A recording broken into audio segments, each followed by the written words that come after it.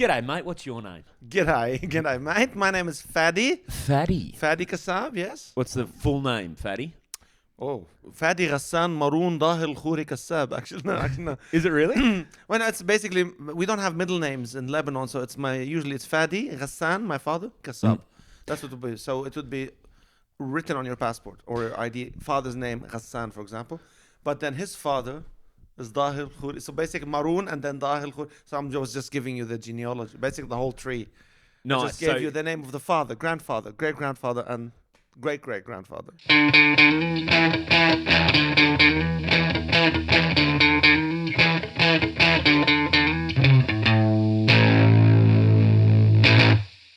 All right, another episode of Crowdworkcast, and my guest this week is Fady Kassab. Fady is an absolute champion, was good enough to take time out to come sit in my motel room while we were away on a leg of the Sydney Comedy Festival showcase tour.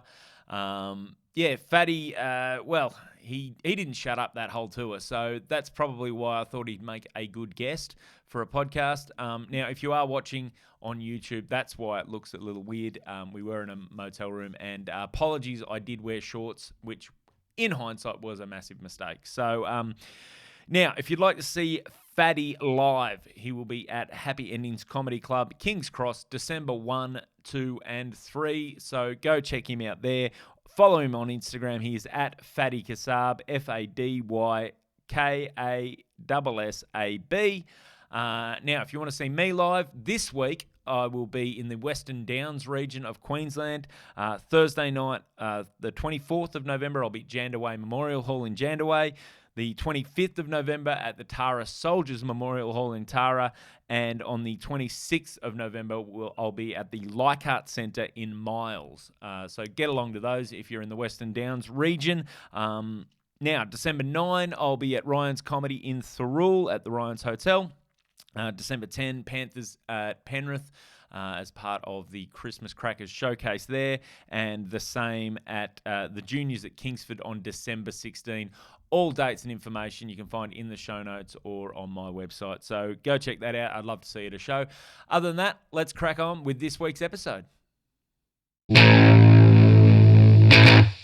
So you're from Lebanon? I am from Lebanon. Born and raised? Born and raised, yeah. And how old were you when you left Lebanon? 24 years old. I'm 45 now, so wow. It's been 21 years, yeah. 21, and you came straight to Australia? Lived in Sydney straight away. I lived 6 years in Germany, almost 6 years. So is that, okay, let's just, I just want to get a bit of a timeline. So sure. 0 to 24, Lebanon. Correct. Then Australia. Yes, I came here in 2001 and left Australia in 2010 until 2016. I was living in Germany. My ex-wife is German, so we moved there. We were given a house, so we thought we're not paying Sydney exorbitant prices, $700,000 for a house, so that's why we left. So anyway, mate, 700,000. Those were the days, weren't they? I know. 700. Are they insane? Yeah. So we lived in Germany, and then came back to Australia. I've been back 5 years now. Oh, so. Nice. So, well, they say never look a gift house in the mouth. Yes, got it away. It's a bit of a comedy podcast. It's nice. It is a minus, but you do look it in the mouth when you don't see the sunshine, and it's minus 20 degrees, and it's just dark and freaking foggy. And which part of Germany were you in? I'm next to the Alps. I'm next to Munich, basically, and we got all the fog. Basically. All the fog. Yeah. The best thing about living in Germany was it was very close to Italy.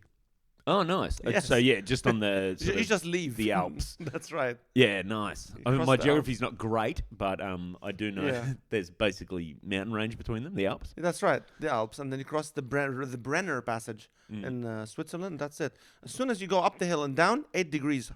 Oh, 8 really? degrees difference. You get smacked by the Mediterranean air coming from Italy and all that. And you go, oh, yeah, baby.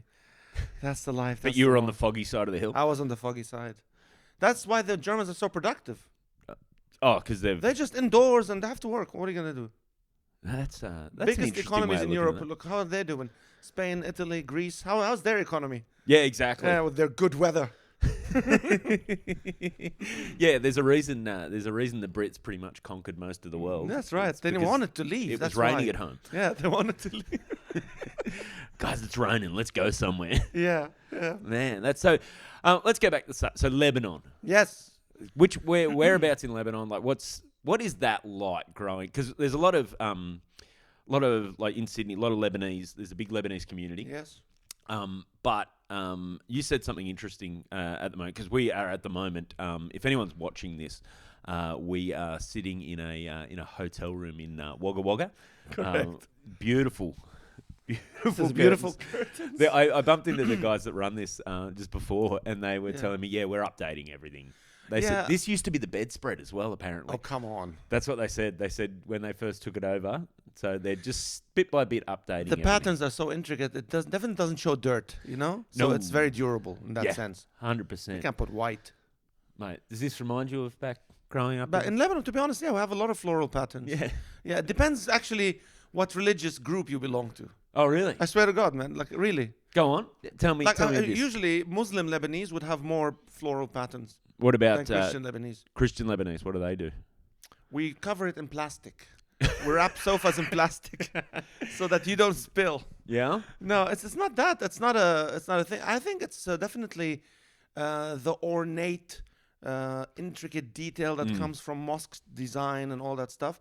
I think it overflows because also when you look at Morocco, which is a majority is a Muslim country, and all these North Africa and Saudi Arabia, they have they love intricate patterns and floral patterns. And in Iraq, they used to call them the hanging gardens that we studied in history. So any flowers, it was just, I believe it was an escape from the desert, Yeah. It just gave them hope that there is actually. But Lebanon has always been a mixed bag. Like, it's a mixed group of people. It's a half, 4 million people. Yeah.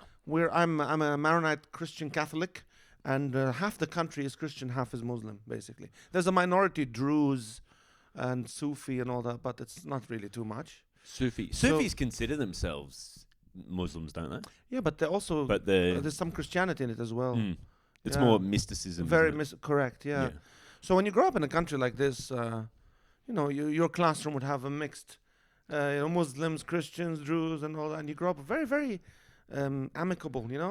It's also the whole country is 200 kilometers long, 220. Yeah. By the widest point is 80 kilometers. Is it? So it's so small. You gotta live together, and it becomes a nice community. I heard a stat years ago that there's more. That Lebanon's one of the countries, I think Ireland's similar, where the diaspora, the people living overseas, is bigger than the people living they in say the when you count first, second, and third generations, around 16 million. Bloody hell! A majority in Brazil. Really? Brazil? Why Brazil? I'd live in Brazil. I've seen Brazilians. They're so hot, man. They're gorgeous. I'd move there. I don't know why they left to Brazil. I really don't know. It was after during the Ottoman Empire rule of Lebanon. The Turks were 700 years or 400 years. I can't remember. Yeah, they had a good run. They had a good run. The only reason they left Lebanon, World War I started. And there was a handover. The French came. Then World War II started. The French had to leave. To go fight a war, That's the French. Is Beirut? They still call that I don't know. They used to call that the Paris of the East. That's right. Yeah. Paris the of the jewel, East. the Paris of the East, and I consider it the Paris without yeast because the flatbreads there are outstanding. correct. Yes. Yeah. So you grew up obviously speaking Arabic. Yeah, we speak Lebanese. Okay. Lebanese it's a Semitic language. It comes from Aramaic. Really? Yeah. So even Hebrew it's a Semitic language. So our language is Semitic as well. That's why I can never be anti-Semitic. I'm saying whatever joke I make. Yeah. Well, the Phoenicians, they were another Semitic people. I don't know what they're up to. We were from the Canaanites. So the Phoenicians, because there were no clear boundaries at the time. So you had from modern day Palestine/Israel, Lebanon. You go up to Syria. You go Jordan, and all that. All that was kind of, but not wasn't highly populated either. No. To be honest. So you can't tell.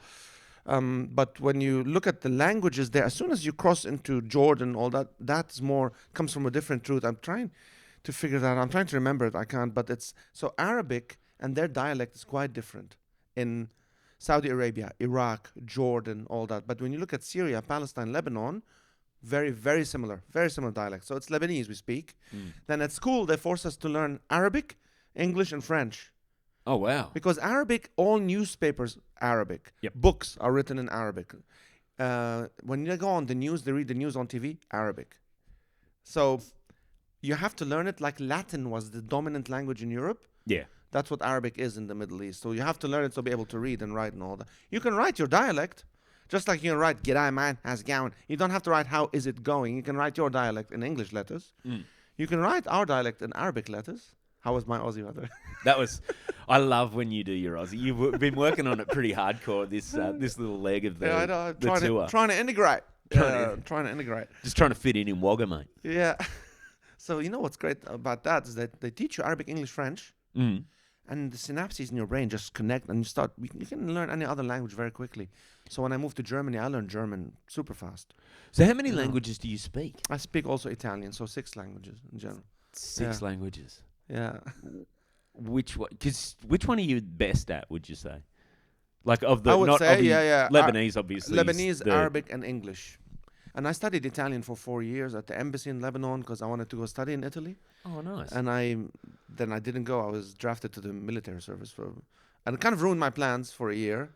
Then I realized now, because my first degree was jewelry design and gemology. I know. This is amazing. I know. I actually could see you. Like I'd be just wandering through Beirut, wandering in a little stuff. You can, my friend. Come in, welcome. Come. Yes. Would you like a gold necklace? Yes. Why did I put on your an wife? accent? She's so beautiful. Your wife, she's so beautiful. Beautiful wife. You're like the moon. The moon. You're so pretty. You need to buy her something like that beautiful. They don't teach you that. It was a degree. So I thought I'll go to Florence and study a master's in gemology. That was my plan. Oh, wow. So I was studying that and Italian for many years to go, and then I had almost like a mental breakdown. I can't live my life in a shop selling gold and you know what I mean? I don't want to be in a store, and I just flipped. I said, I don't want this anymore. But I gained the language. So wow. Yeah, and when I lived in Germany, I could use all these languages when I traveled, like French and all that. And then they start coming back. But you come back to Australia and we're pretty it's just lazy. one. Yeah, it's like one language, and that's it. English. I speak English. So, how was your English when you first arrived? Were you? Yeah, excellent. Look, my father, may he rest in peace. He was an Arabic English translator. Really? That was his job. That was his life. He translated from English to Arabic Huckleberry Finn, Legend of Sleepy Hollow, Moonfleet, Tom Sawyer. All these classics, he translated them into Arabic for publishing houses. So there are a lot of versions you see in the Middle East. It's his work. That is. So, I'm just thinking Huck Finn, for example. Apart from obviously, there's a few things that are I problematic know, now. Absolutely. But there's also a lot of the way that's written is very. He wrote a lot of the dialect into it. Correct. Southern and all that. Yeah, so some of the spellings of things you're like, how do you translate that? My father always said you translate the soul of the text. What is he trying to convey? If you can't get the actual, what do you call it, lingo, if you can't get that accurate, and you can't, then you have to translate the soul of the message and try to make it playful as well as he did. And he was great at that. My father has written poetry books and won awards for poetry in Lebanon. Wow. He was a poet, in Lebanese and Arabic poetry. So he had a skill and made us love languages because of him. Made me and my sister, my 2 brothers, just love language. Like a true artist's soul, that is. And now you tell jokes about dicks. That's great. I do. How often do I talk about dicks? No, I was trying to think about there's one joke you're closing on at the moment that's not dicks, but it's very not good. Dicks. It's not a Vegemite joke. Yeah, it's a Vegemite. It smells like dick. What it is I try I've been trying to throw in the languages I know in stand-up, just for like when I make fun of Italians, I speak a bit of Italian. Yes. I throw that in. I used to say my ex-wife was German, and like I met her in Munich at the neo-Nazi rally. I used to say that, and I hear the guy saying, "Wir wollen alle Flüchtlinge aus Deutschland rausschmeißen," and I go, "What a beautiful romantic language." Is that Christmas carols? And I would make fun of that. And then it turns out it's a neo-Nazi rally. The guy's screaming, goes, I'd been a neo-Nazi for 45 years. And he's 60 years old now, screaming about refugees, have to leave Germany. And I go, 45 years? You can drop the neo now. I think you're officially a Nazi. It was like one of those jokes, but what I would do is I would throw in German and then Italian, and all that, and just I have fun with it. How did that Neo reference go with a lot of Australian audiences? Do they join the dots that Neo's? Yeah, new means new. Not many. I stopped. Have you heard me say it before? Yeah, no, I haven't heard that joke. I killed it. That joke's dead. But also probably it's some of the audiences now too. As soon as you said I met her at a neo-Nazi rally, there'd be people like, "Oh, I'm off." Yeah. I thought it was Christmas carols, and then you go, "Oh," because German is known in Europe as die romantische Sprache, which means the romantic language. German is known as the romantic language. Really? I swear, man. Once you learn it, you realize, wow, it really is, because it's complex. And when a language is complex, you can express really difficult themes very well. Yes, beautifully. And it's an interesting, interesting people. The Germans, like they got a history, but they do. And man, when you live there, you see the generational guilt. Yeah, they can't escape really it. hard. It's really on their shoulders. Like people who were born in 70s and 80s and all that, they carry. Oh, we're so sorry. And so they should be. Yeah. But to be honest, okay, how long, whatever your grandparents did, how long are you going to carry that, But it's good that it's instilled in them so they don't do it again.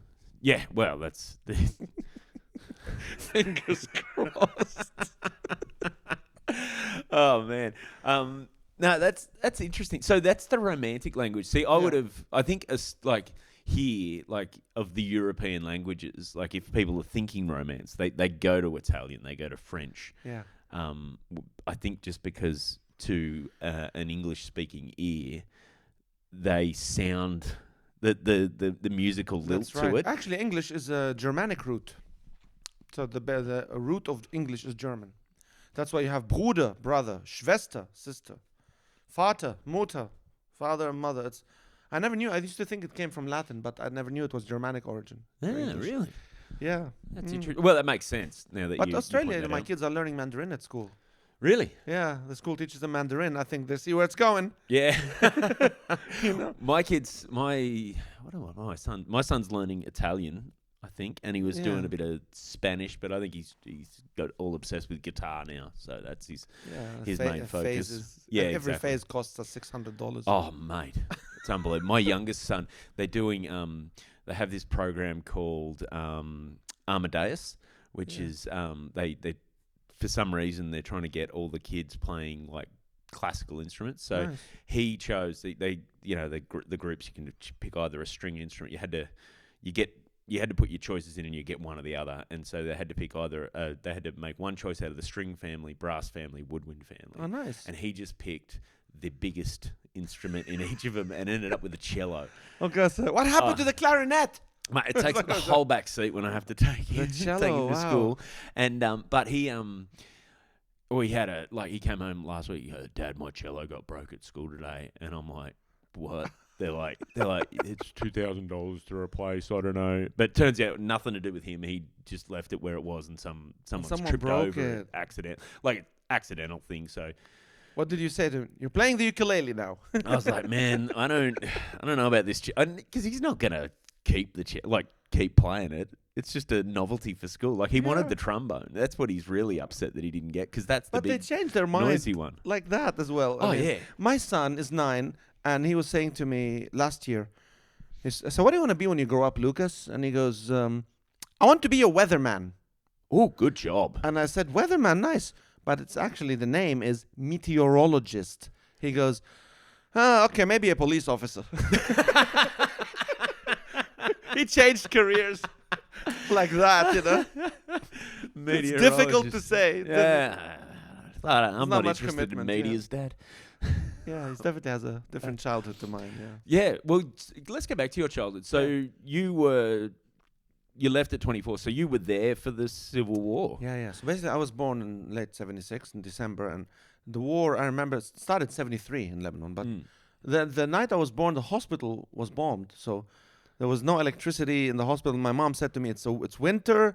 They left you just naked on the table, and they went to get towels and candles, the nurses, and I'm sitting there on the bed exhausted, like I'm her fourth, like it was the fourth time she gives birth, and she's going like, Fady, she's like worried about me, And she said, then the nurses came back with candles and all that. I said, well, I was born 2 days after Christmas. It made perfect sense. They came with candles and stood in front of me. My name is Fady, means Jesus, by the way, which is like...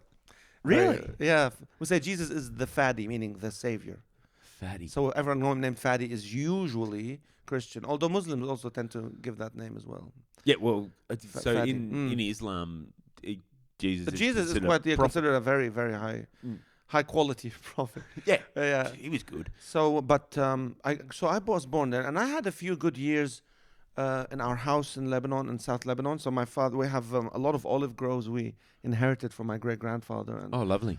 and my father worked as a translator. Also, we hired people to pick the olive groves and all that. But in 1982, for example, trouble started brewing way more in a more advanced sense. So we had a Palestinian refugee camp behind the hill, so just 2 kilometers away from us, 3 kilometers, and those delusion. They want to go back home. They think they're never going back. This is the refugee camp that's the been refugee there camp. Since 60s? Yeah, since Israel was founded. annexed Palestine. Yeah. Annexed. We'll use the Putin term. Let's not get into. Let's not get into that. But part, so these people they've been also, there a long time. now they're being funded by different groups. So, for example, in general, Iran funds a certain group, Saudi Arabia funds another group, and all that, and they try to liberate Palestine, whatever it is, from inside Lebanon. So Israel came in also and invaded Lebanon to deal with a lot of that stuff. And 1982, they invaded and came to our village and withdrew, and then tensions became... They invaded all the way to Beirut, actually, half the country, Israel, then withdrew, and I don't know how many thousands were killed, and that's it. But after they left as well, there was a lot of chaos, because there's a vacuum. Yes. And 1985, it all broke out, like it's insane war. I'd say for another 3 to 4 years, but we had to leave our home in 1985. So it was a big house, like 720 square meters. My father goes, gonna build and my mom is like, thank you for building such a big house. I'm mopping all day. I'm cleaning. But he wanted a big house, it's our village. And then we only lived there for 3 years. And when we had to leave, we moved to Byblos, and we're very proud of that area. I grew up there, basically, in a sense, because that's when the alphabet was invented. So we were always very proud. Oh, we invented the alphabet. I had nothing to do with it myself. So we moved there, and we thought it's temporary until it settles down. We rented a 2-bedroom apartment. So 4 kids, mom and dad. And Oh, good. 17 years we stayed in that apartment. Holy. 17, waiting to go back. Wow. I was going to say, why did you leave Lebanon? But I'm starting to work out. So basically, I'm sitting in my classroom the day and my sister came and took me and said, Fady, come on. And everyone was taking their kids from the class. She said, Fady, pack up. We have to go. Our village is being attacked. So we just drove home, and my father was packing mattresses on the roof of the car, and all that stuff. And my mother's carrying photo albums to save the photos. Oh, my God. We jumped in that. So I was at school, so I had to leave. Then 17 years, didn't come back. So... when we did go back, my father always said, listen, we're in a very tough neighborhood in the world. Always we're in the middle of everything. Yes. Like when Syria had a war, it's been 10 years now, we had 2 million Syrian refugees in Lebanon. Imagine Australia, 24 million people now? Imagine getting 12 million refugees. Yeah, that's a lot. So it's Percentage-wise, crippled the economy and the system, just crippled. And we have a couple 100,000 Palestinians. And... like everything, we're being pulled in every direction, and ultimately that goes to me, Fady, there's no future here really for you. So go. My older brother went and studied in the U.S. He's a doctor of architecture. He lives in Manhattan, and my younger brother Heard of it. came here. Yeah, he lives there. Wow. So what did you come here to do? Like we came studying? to study. At the time, universities in Lebanon, still are expensive, and the U.S. dollar made $2 Yes. 2001. Remember that? 50 cents? I remember that. So that goes, hold on, I can send 2 kids, give them an education for the price of 1. So US dollars is the... Yeah, in Lebanon, it's mainly used in conjunction with Lebanese lira. So that goes, I can send 2 kids and teach them, give them degrees for... It was very hard for them to say bye. What'd you get your degree? I went to Sydney Uni and got a degree in design computing. 2004 I graduated, yeah. Wow. So basically web design and all that stuff. And people said at the time, don't do that. It's all been done. It's all been done, It's all been done. The internet's a fad, internet, it's a fad. Thank God for that, because I can work anywhere, from That's from that's home. outstanding. So yeah, that's why we came here, just to get a degree, and then we stayed. We thought it's nice weather. Yeah, lovely.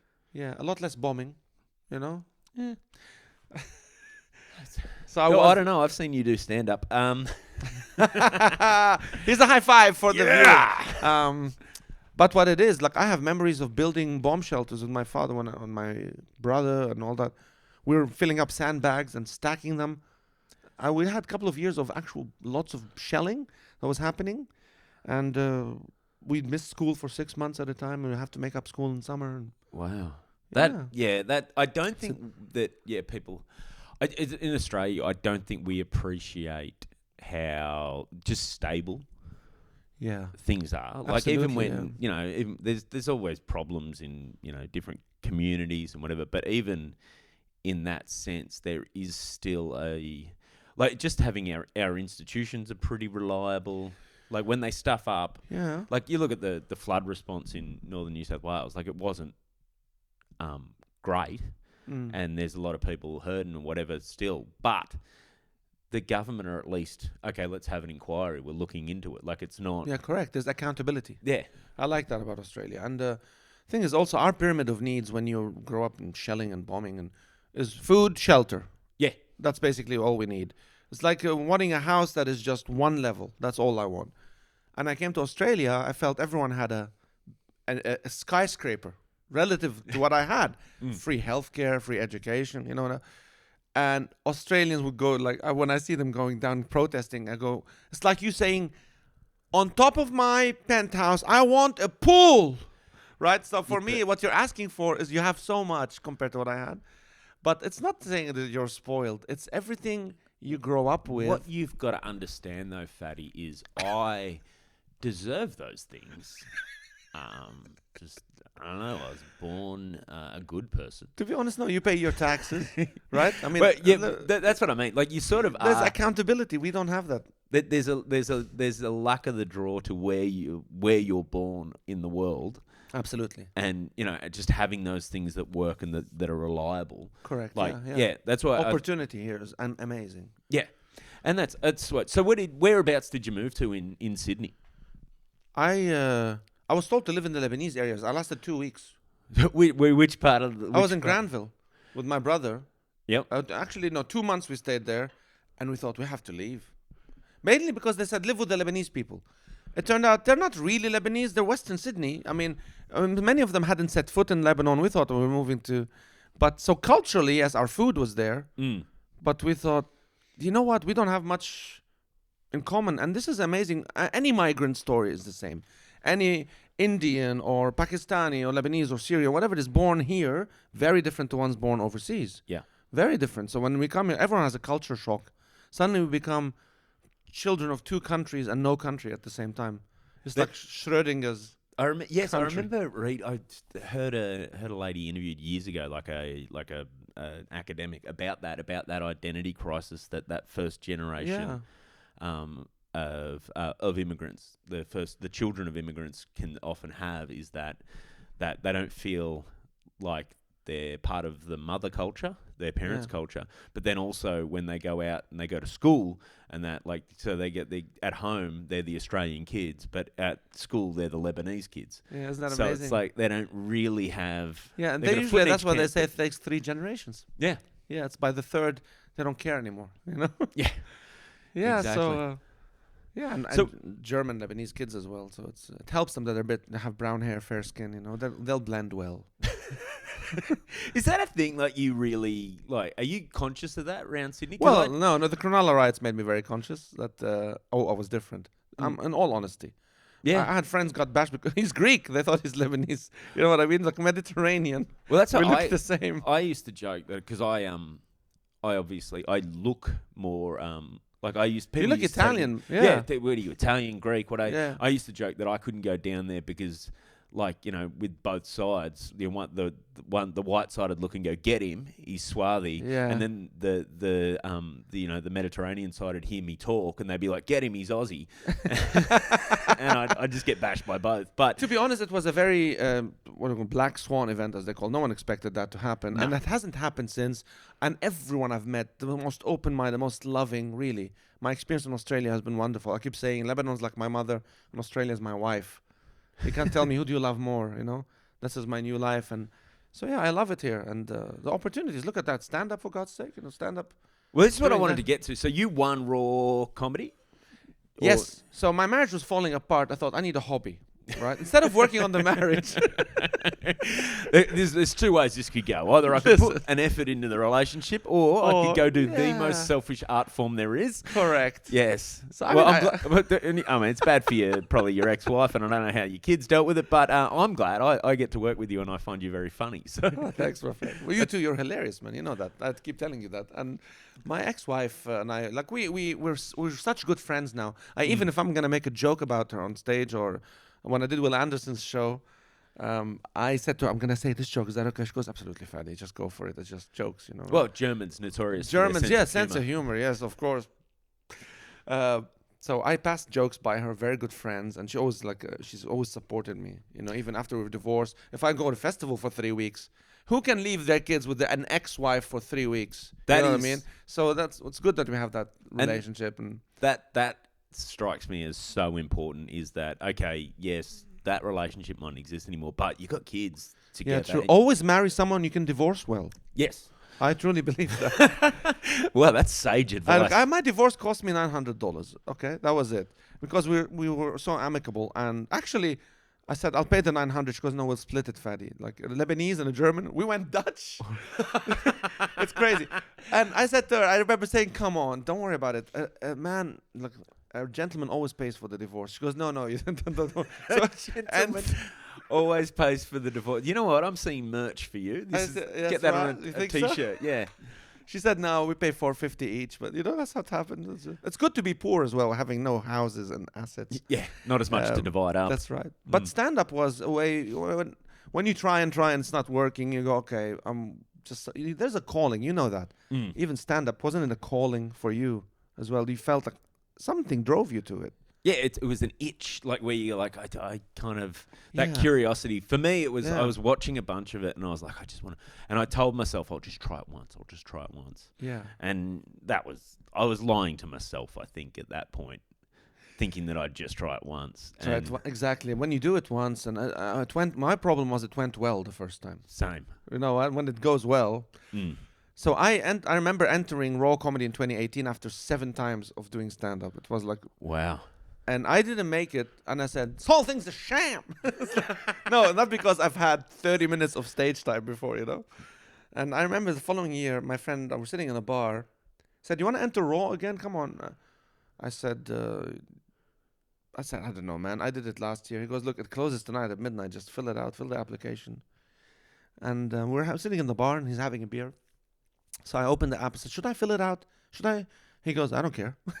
I'm just telling you, it closes tonight. I said, fine. Filled it, entered it, and then I progressed all the way to the end, and I won Raw. But amazingly, it came at a time that a week before winning Raw, I found out my father's dying from brain cancer. Oh, wow. I won Raw. A week later, my ex-wife left. My wife left, after 12 years together. Wow. So isn't that the world is amazing? Because it's like the world, I'm going to take this away from you, but here's comedy. That's this is your therapy to deal with it. Yeah, wow. That's that. Yeah, I mean, I'm sure your dad would have written a great poem about that sort of stuff. That's real poetic sort of timing. Yeah, that's right. Right there. Yeah. He was very happy because he saw me witnessed me winning Raw, and all that, and he passed away 6 months after that. So, wow. I'm sure too. Like he probably, I don't know. I remember now I'm thinking about watching my kids grow up.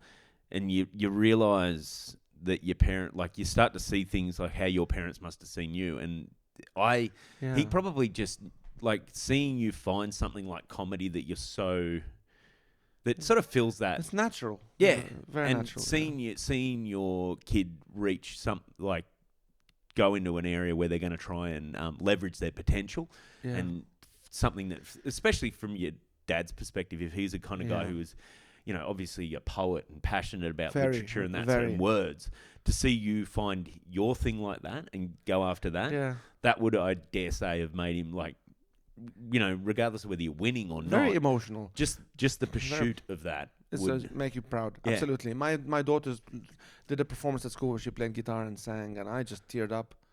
You know, and she wasn't that good. I mean, she was great. No, she did great. She's been studying guitar for 8 months, you know? Yeah, nice. And she became very good at it and sang, wow, you have a beautiful voice. And we just get emotional because our genetic offspring Oh, mate.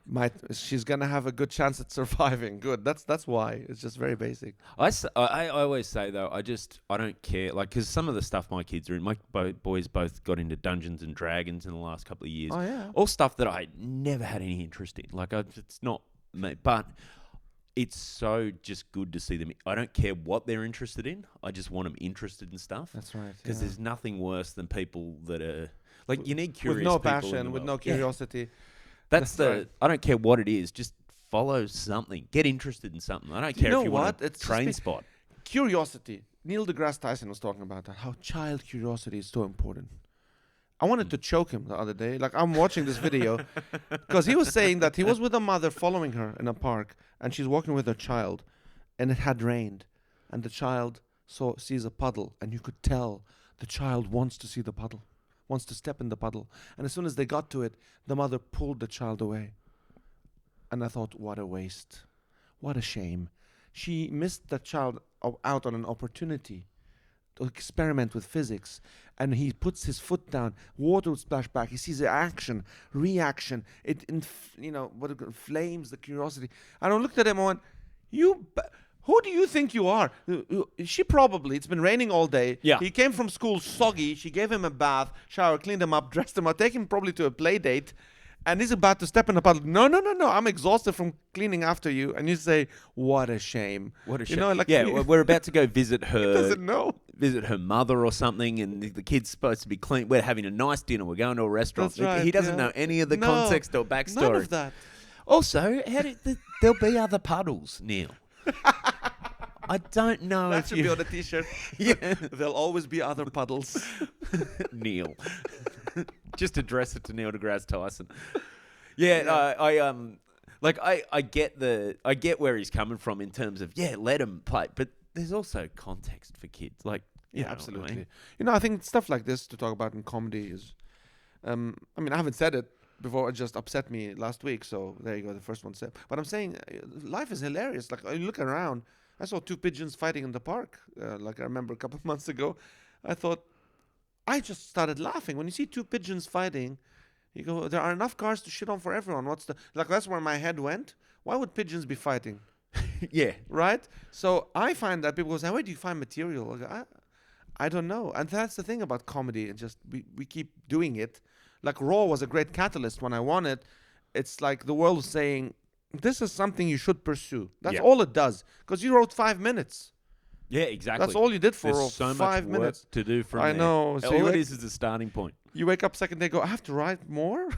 God, Yeah. that's a responsibility. Have you had that thing yet where you feel like you're never going to write another good joke? Like, you get that thought of, what if I never have another good joke? Yeah, Andrew, when I came back from festivals, from doing, like, from Adelaide, Melbourne, Sydney, after months of shows, I couldn't write anything for 3 months. Yeah. I was drained. I had no inspiration. It took 3 months before things started flowing again. So. I'm a big believer you've got to go out and just, in those moments when you're blocked, is just go out and sort of live a bit and just take the world in and trust that it'll come. Like, that you'll This is notice great. stuff. Yeah, George Carlin says that as well. He goes, I don't pull at the universe. I don't pull. He goes, he waits for the material to be given to him. Yeah, which I wish I could get material given to me at the rate George Carlin got material given to him. Like that. My problem is I compare myself now, after 5 years of comedy, with George Carlin's 40-year special at a massive... I go, I can never... You know exactly. What I mean? We should listen to his early stuff and compare that, and we go, okay. Go see the wacky weatherman stuff. Yeah. The hippy-dippy weatherman or whatever he was.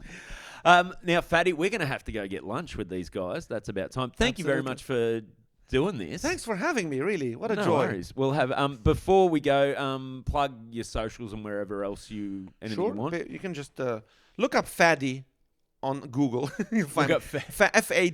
So Fady Kassab is my name. I have an Instagram account I'm active on, and Facebook. I do have an encore of my show happening in September. So September 23. It depends when this podcast comes out. I'm not 100% sure, but I'll do a little intro where I plug that. I'll get those dates off you. So go see Fady. If not, then go see him whenever you can. Very, very funny man. As always, Andrew Barnett Comedy on Instagram and wherever else. Thanks.